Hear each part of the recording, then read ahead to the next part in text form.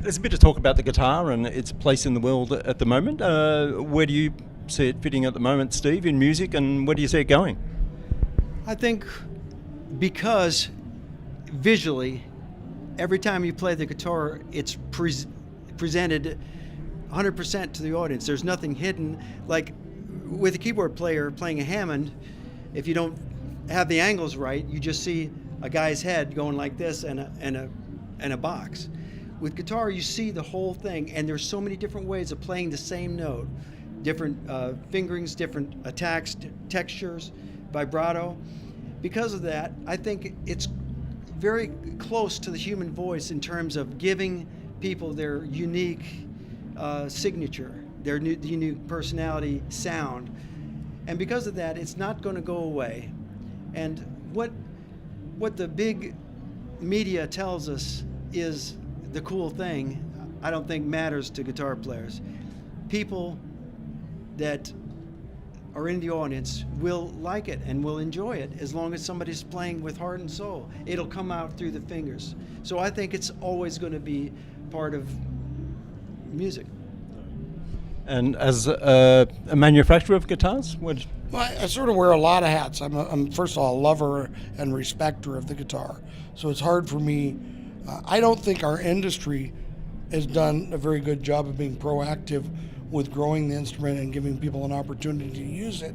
I think that they give themselves carpal tunnels, patting themselves on the back when something like Guns N' Roses come along or punk rock.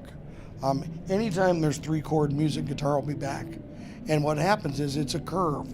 And when music gets too complicated, somebody comes along with some way of playing 3 chords that hits you right in the chest or the head, you know?